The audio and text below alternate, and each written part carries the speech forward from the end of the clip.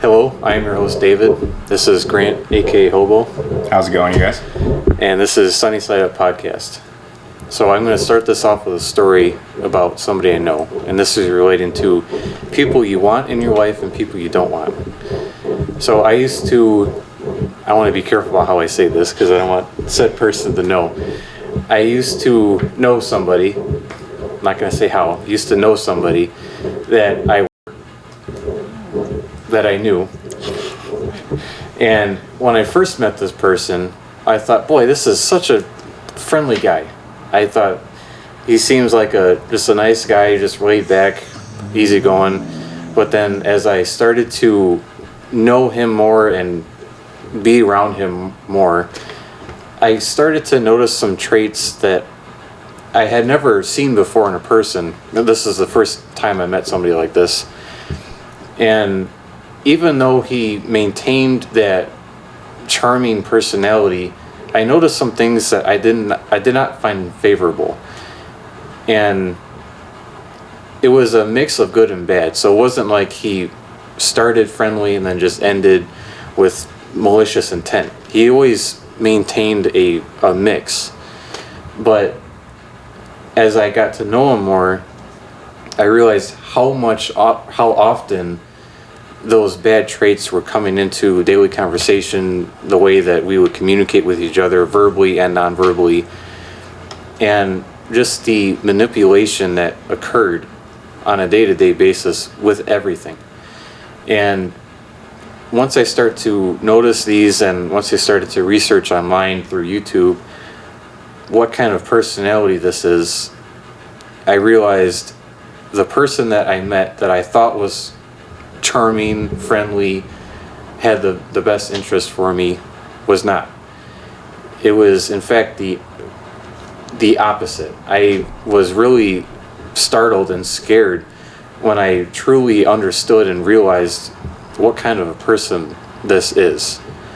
And for anyone who follows Jordan Peterson, they are familiar with the term narcissist, and that is the textbook definition of this person. And it's scary because for people who know what a narcissist is and are familiar and aware, they say, okay, I'm done.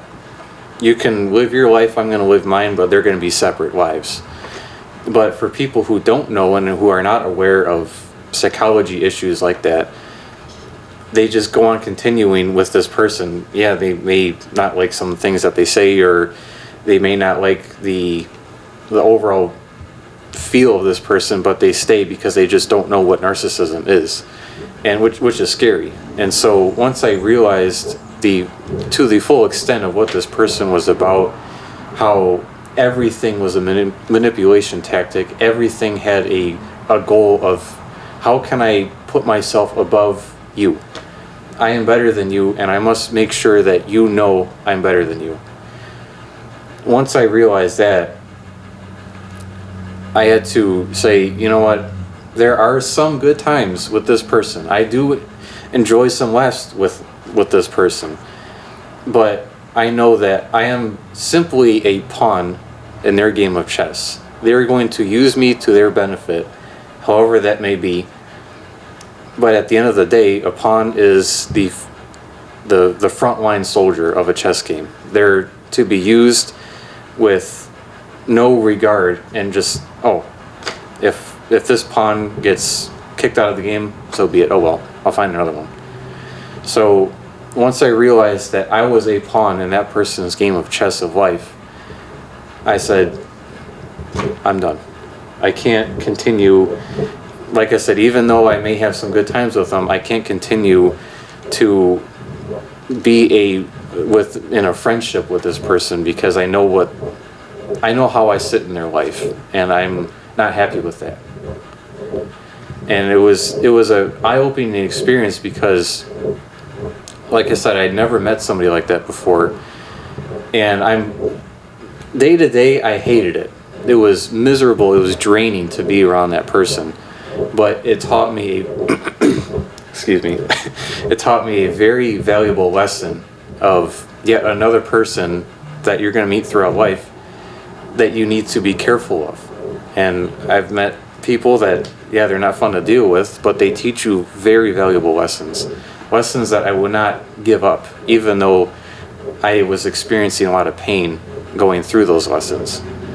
So I want to try to teach you and convey to you personal stories and my own wisdom, if you want to call it that, about the people in your life that you want to keep in your life and that you should disregard. All right, David. I have a question for you on the topic. Yeah.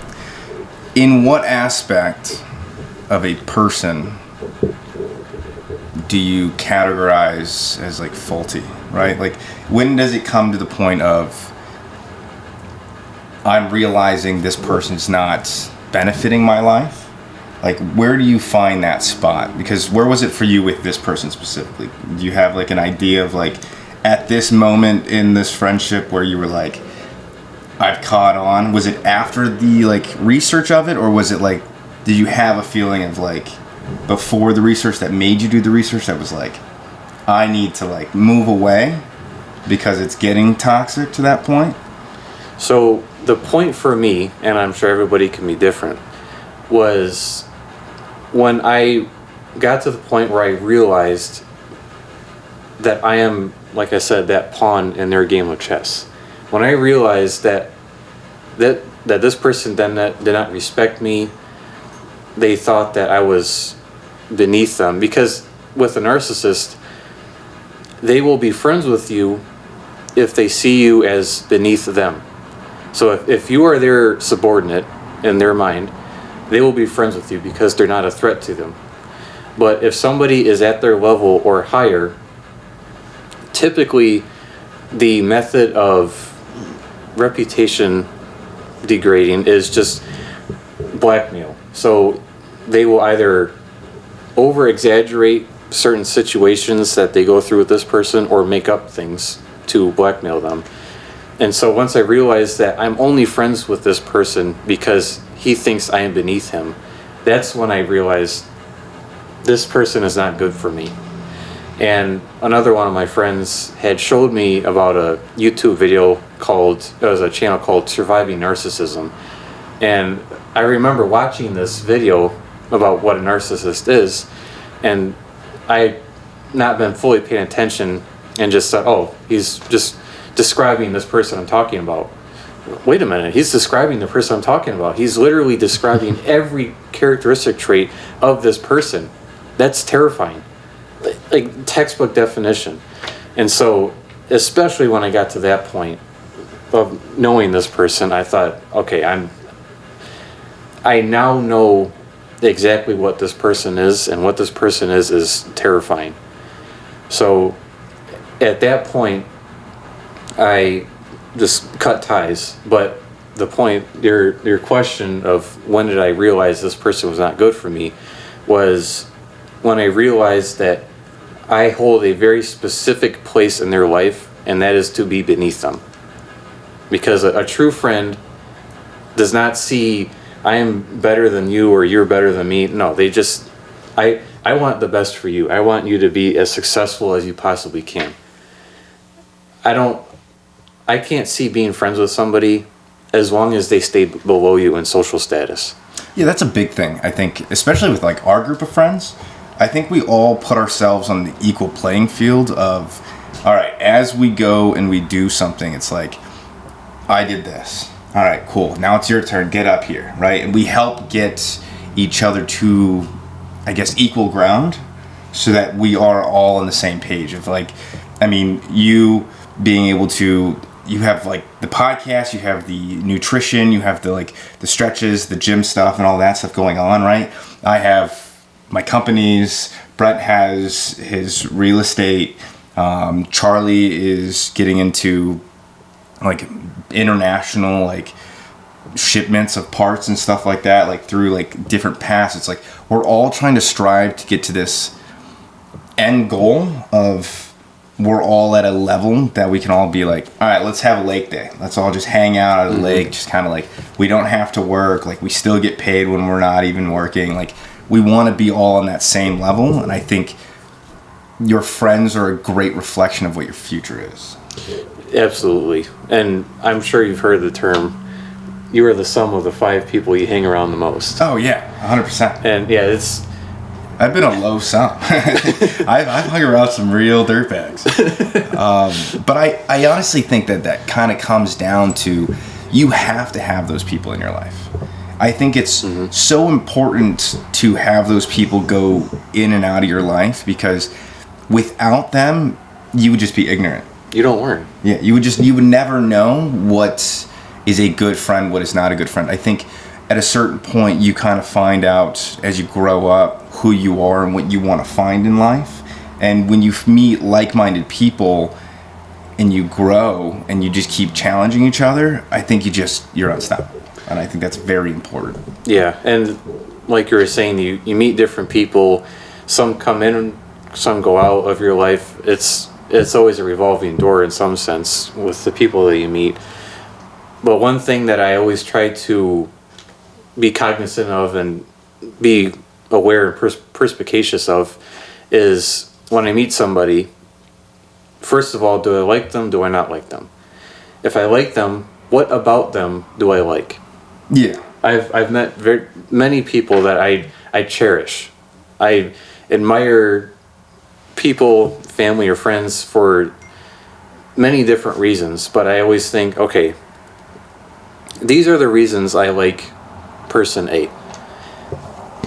What can I do like them that I like? How can I improve myself in that regard? So I personally, about you, I like your drive. You're a very driven person. I don't have a car right now. What do you mean? I'm not driving. Well, no, I'm just messing with you. you have a drive, and I admire that. So I want to imitate that. Yeah. I've met other people that I don't like.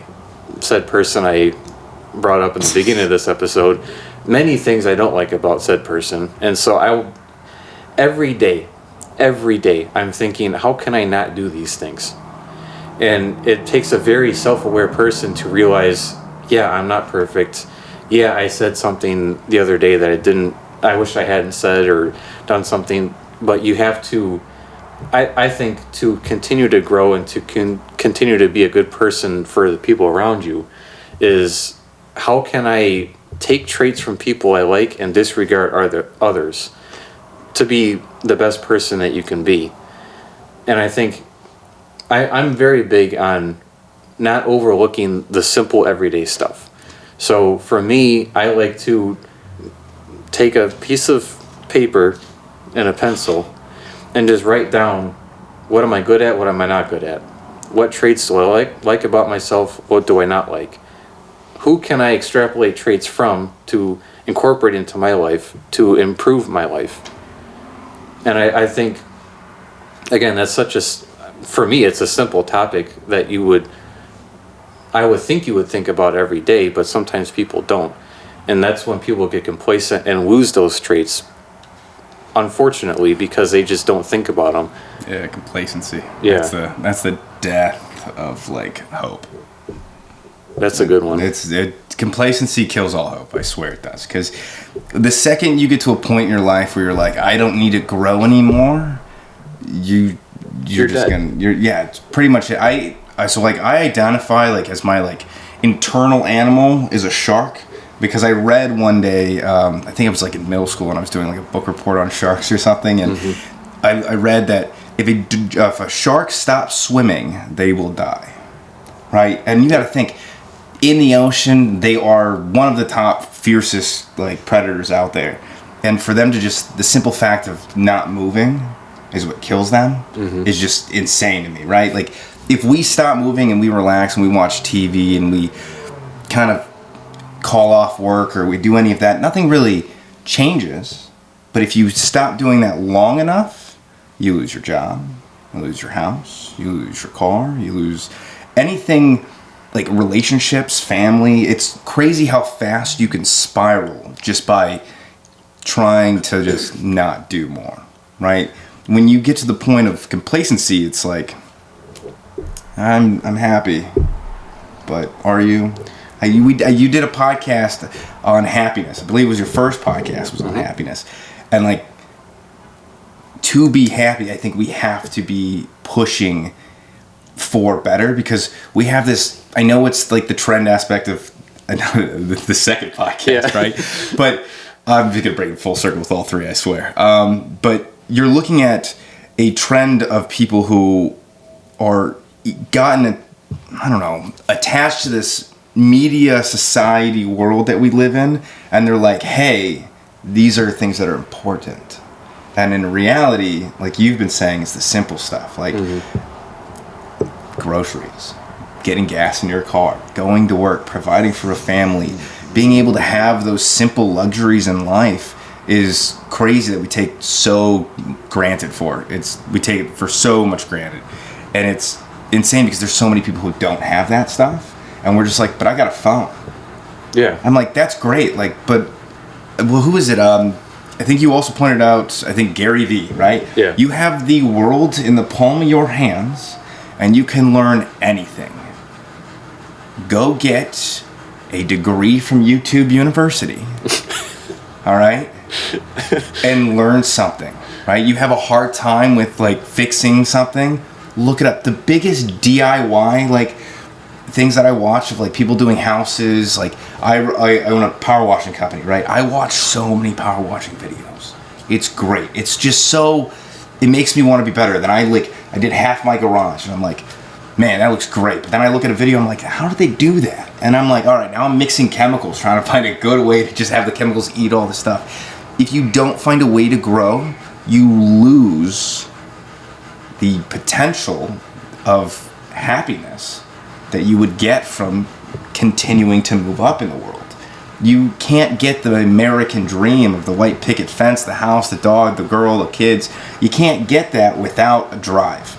You just can't. If you don't move in that direction, you end up on welfare, which is just... Band-Aid? Yeah, it's a Band-Aid. It doesn't help anybody. It helps some people when they use it right, but we have found so many different loopholes and easy skate ways to get around things. It's like, I almost think that if we didn't have Amazon, the internet, life would be better. Just because instant gratification kills gratification. And we have 100%. Like, the fact that I can go on Amazon and be like, I want this. And it's here. It can be here. Like, there's a legit possibility it could be here in 20 minutes. I know that seems insane, but like, there is an Amazon warehouse down Michigan Ave. It's not that far. Yeah. Someone just has to be like, yeah, I'll take that. And I'll take it to you. That's crazy. I should not have to be able to be like, I want food. Feed me. Like, I don't think I'm going to ever have to eat food one day. I think it's just going to be digital food that goes in my throat, and I'm going to, like, lick my phone or something like that. I think we're just going to become dumb. We're just going down a path that we are following people, which goes in the whole trait aspect, that are so obsessed with materials. Like, image, transcending, right? Like, I get all of these things can make you money. Like, I understand that. But at the end of the day, you need to find something that's bettering the world, that can better you, increase your value, and at the end all, raise your group of friends up, right? You have to have a group. You have to have a support system. If you're not continuing to help a support system, you're by yourself, and you can't really do much by yourself. Yeah, you said two things that I want to comment on. Okay. So the first is YouTube University. Yeah. Whenever I hear somebody say nowadays, I don't know. That is the weakest excuse ever. What are you watching this on right now? YouTube. Open another tab and look it up. If you have a question, do you have resources to find that information? Don't just sit there and say, I don't know. No, you don't have the motivation to find out. That's what it is. I don't know how to do that, though. How do I look up things on my phone in a world that's all tech savvy? Let's be real. Every time I hear that, I want to rip my hair out. Look it up. You have a phone. Look it up. If you can hear me talking right now, you have the ability to look it up. It's also great because I think you also said it is we have such. Oh, you said it on one of your podcasts. I'm gonna fuck up the words, I swear. But it was kind of around the lines of, if you don't have a solution, like, don't bring up the problem, right? That was your quote. Was it? Yeah. Oh, yeah. You gave me a shout out. That's right. I forgot about that. But yeah, and I believe that. Like, like I wakeboard. And every time someone gets on the boat that doesn't know how to wakeboard, and they get in the water and they're like, how do I do this? I will explain it to you once. That is it. At that point, if you don't figure it out, you're going to be dragged. And you know a lot about being dragged by the boat. I do. But for you, I think it's buoyancy. I really think your issue is buoyancy. We need to get you a better life jacket that like keeps you. You're so dense, you just sink. It's the gym, you guys. If you follow his like gym, like, what is it, a blog, a YouTube channel? Is it a website and social media? If you guys follow that, I'm telling you, he could take his shirt off right now. You'd be like, ha ha ha, ladies, come on. But he's done fitness for so long, and like he takes such pride in it, and his buoyancy is just a little less. That's all, right. You can get the form. I think you actually got up last year, or I got up for a second. Yeah, but you're getting up. See, there's the growth aspect. Every year you get in, you get out, and you grow every time. And that's the thing. Is nobody else. We have what is it?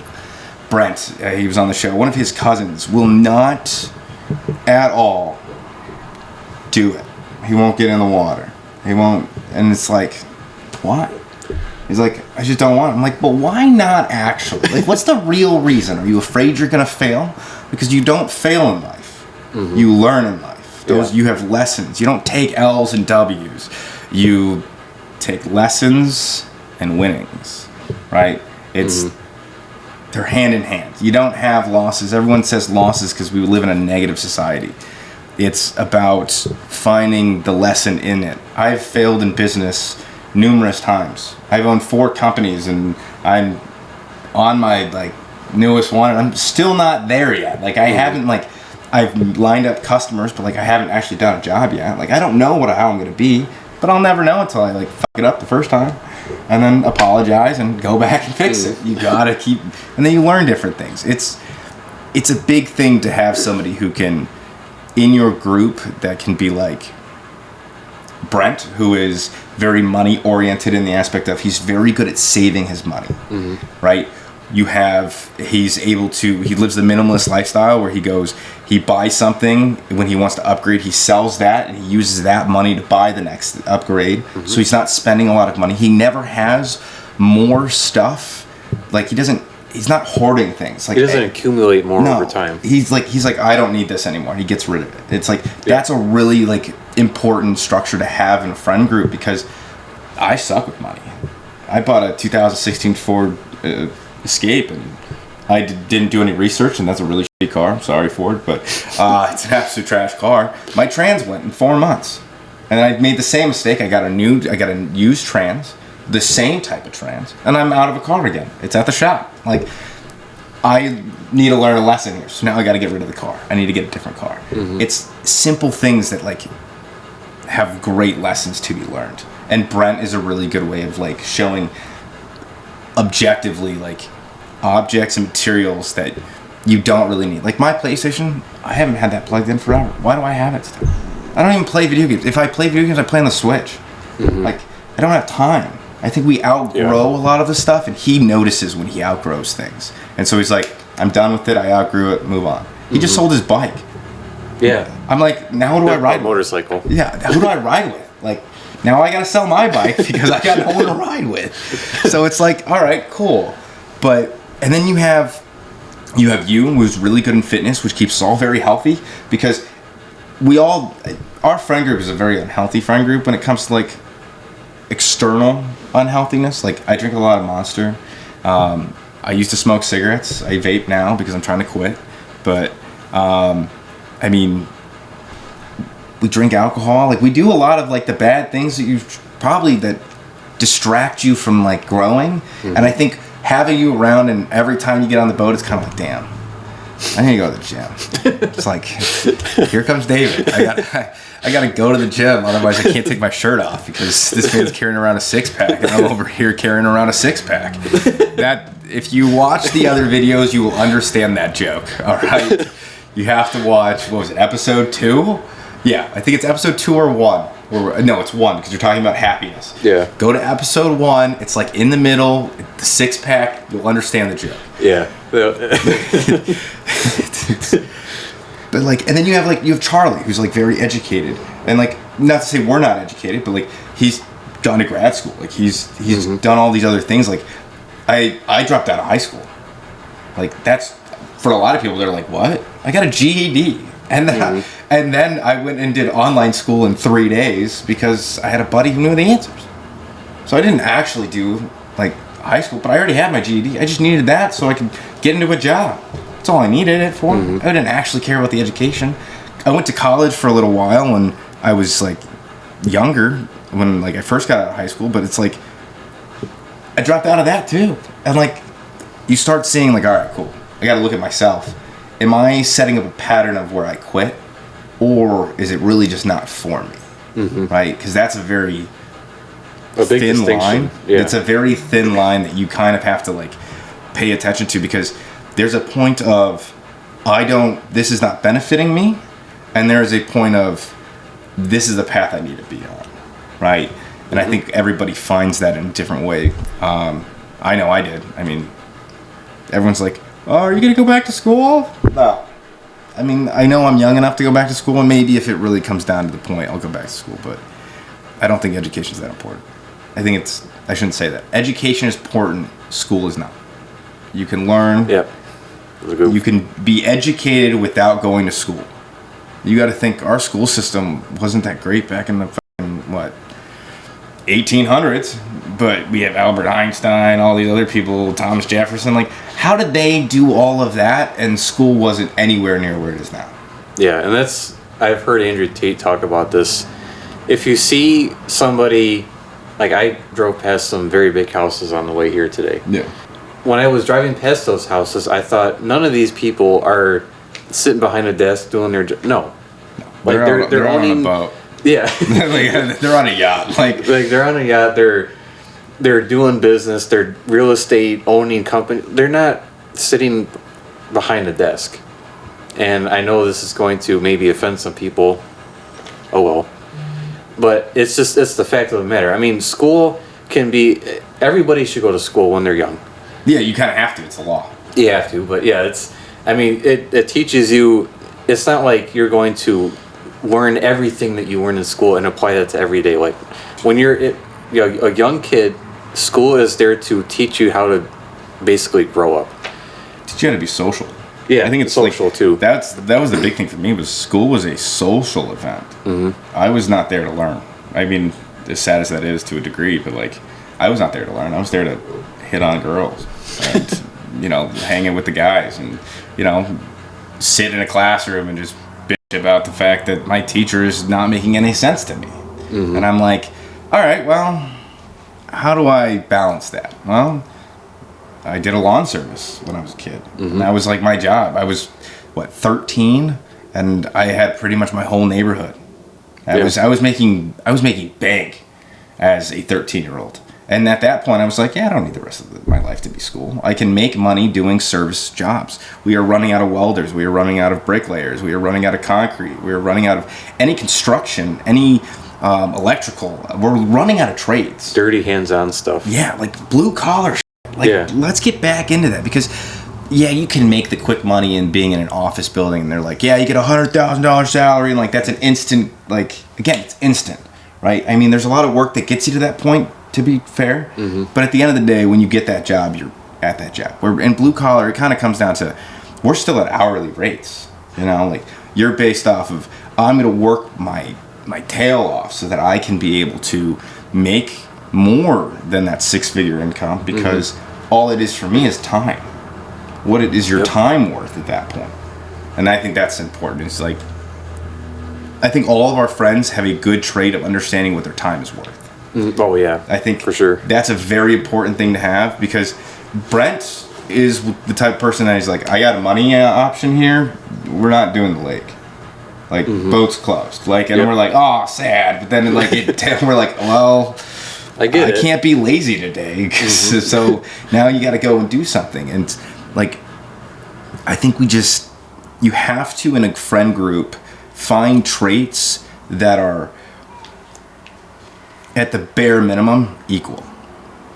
At the bare minimum. Because if you do not compete, if you do not help each other, if you are not in a good communication, I think we all have to have that good communication in a friend group of like, if I don't like something, like we are able to criticize each other and understand it's in benefit. You know what I mean? Like I've criticized Charlie, I've criticized Brent, we have a buddy, Paul, Ethan, I mean, you even, like, it's, and we do it to each other. It's like, hey, you could do this better.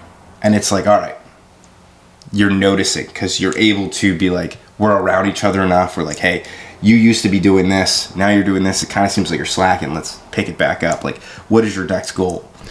And to be very clear, none of this is malicious. No, absolutely not. I don't think that, especially for like our friend group, like I don't think we even would see it as malicious. I think at a certain point you have to find that level of respect between your friends to be like, if I saw something going wrong in your life, I would be like, intervention. Yeah, you're screwing up, man. Fix it. And I think people take that as like, oh, you're bashing on my lifestyle. No, dude. We're trying to be helpful. Yeah. And like, I think people like taking help for granted. I think people are like, if it doesn't come out of a box, it's not helpful to me. If it doesn't come off my phone, it's not helpful to me. If it's not given to me, it's like, no, you're gonna earn it. I'm not gonna give you the answers, but I'm gonna tell you you're screwing up. Figure it out. I talked to my girlfriend about this a lot. If we ever have kids, homeschool, 100%. I think society's just gone to a trash can. As a general census here, I think we just got into a dump. But homeschool, because society's just not there anymore. No one's working. We have such an entitlement issue. And you brought it up in, I think, again, it's the first podcast. It was happy families, right? You make better people, almost, right? I think there's a devil's advocate to that, which would be, I think if we continue on this soft parenting that we're doing, I think we're going to run into the issue of our kids are too entitled and they come into the world thinking they're way too special. We have participation trophies for everyone. No. You ain't win. You're learn the lesson and move on and do better, right? I think that's where your friends need to be able to be that is you lost. Get over yourself. There's no participation trophy. Get back in the water, get back at work, get back at school, like do whatever it is and just get back to it. Yeah, and that kind of mentality is you're gonna sink a little bit before it starts to get better. But you have to sink to get better. Absolutely. Have you ever cleaned a house, like a house that's already dirty and been like, wow, I've been doing this for 30 minutes, I feel like I've made it worse? Things get dirtier before they get better. Yeah. You got to move stuff out. You got to pull things out. You got to do all this other stuff. My best advice in business and like my life specifically has always been, if you take 3 steps back after you hit a certain goal, like me and Brent had this conversation when he bought his house. I was like, did you expect after you buy your house this is where you're going to be? He's like, you know what? I took a step back, and I think that was a very good moment for me to be able to get clarity of where am I at, and do I know enough that I can make the next step, and I can increase my like revenue streams, I can increase my real estate like portfolio. Is like he took a step back and he's like, where I'm at now with what I have done, am I still on the right path? I think you have to check yourself on that every time. Like, you need to make sure you're sticking to it. So I want to close this by just remarking on another point that you brought up earlier. And you said sometimes you may come home and you say, I'm good where I'm at. nothing's changing. Yeah. But that's the problem, is nothing is changing. Yeah. Comfort's in a box. Maybe you're not getting worse at this point, but you should always be getting better. I can't imagine living a life where I just thought, I'm good. I'm 25. This is the peak I'm gonna reach in my life. I'm set.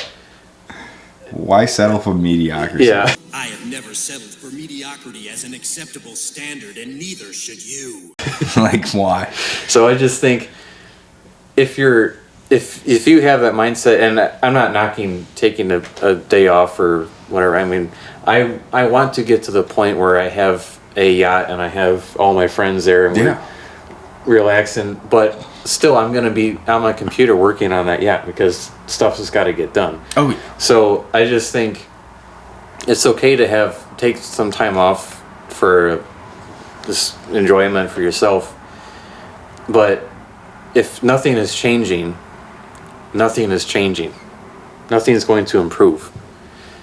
So I just want to thank you for everyone that's listening. I hope to grow this channel and provide as many positive resources for young people to look up. So I want to spread the messages of people like Jordan Peterson, who I think is a fantastic role model for young people, especially that need a encouraging word from somebody who is very intelligent. So I just want to say thank you for having time to sit on the couch and talk with me and just have another fun episode. I think the last thing I would say is be the change you want to see in yourself. I think that's like a really good thing to like end on, is like just be the change you want to see in yourself. I think that's kind of where this kind of goes. Mm-hmm. So I appreciate you having me. It's been a lot of time. I enjoyed it. Thank you. Thank you. We didn't really get to the leadership traits, and I'm sorry.